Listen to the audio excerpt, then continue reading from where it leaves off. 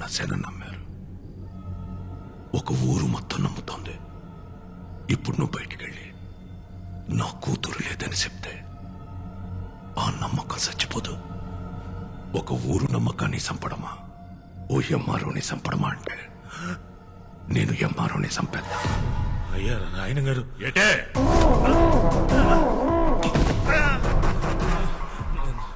నాకు కూడా పేపర్ కనపడుతున్నారండి.